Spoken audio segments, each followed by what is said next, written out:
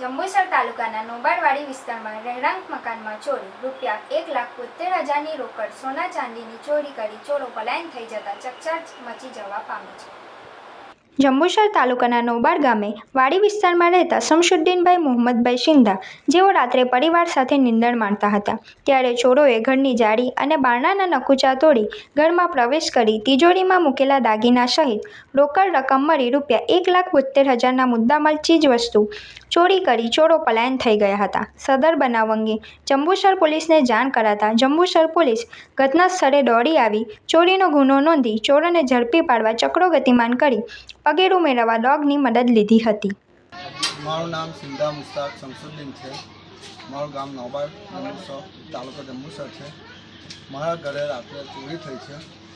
ચોરીમાં સોના ચાંદી અને 15,000 રૂપિયા કેશ લઈ ગયેલા છે। બીજું કે મારા ઘરની જાળી તોડીને અંદર બેઠેલા છે। જાળી પછી દરવાજો છે એનો બી હોલ્ડર તોડી અંદર બેઠેલા તિજોરીના દરવાજા તોડેલા છે। બીજું કે જે ડ્રમની અંદર અમે જે દાગીના મેળવ્યા ડ્રમના બી ખોલીને દાગીના કાઢીને ત્રીજા ખેતરમાં જઈને એ લોકોએ સાફ સફાઈ કરેલી છે। બીજી વાત કે મારા બાજુની અંદર બી ઈંટો મતલબ દિવાલ આવે દિવાલને કાણું પાડેલું છે। બાજુની વાત બી ત્રીજા ઘરે બી પ્લાસ્ટિકની જે જાળીનો સપોર્ટ આપેલો જે પાણી અંદર ના જાય એ પ્લાસ્ટિકને બી ફાડી અને કોશિશ કરેલી છે અંદર બેસવાની પણ એ નાકામયાબ રહ્યા છે। રાત્રે ઘરે કેટલા જણ હતો તમને? મારા ઘરે રાત્રે મારી વાઈફ મારા ફાધર મારી મધર એ બાજુના ઘરની અંદર દાદી છે એક્સપાયર થઈ ગયા તે પડવા પેલું આપણે પડે છે રાત્રે જે પડવા કેટલા વાગ્યા સુધી પડતા હતા? 11 વાગ્યા સુધી પછી 11 વાગ્યા પછી એ લોકો ઘરમાં આવ્યા સુવા માટે।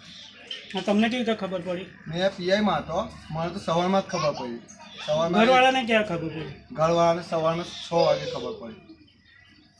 મેં પીઆઈમાં હતો એક ફ્રેન્ડ આવ્યો ફ્રેન્ડે મને કીધું કે તારા ઘરે આવતી ચોરી થઈ તો મેં ફટાફટ સવારમાં એમ છૂટવાનો ટાઈમ જ થયો હતો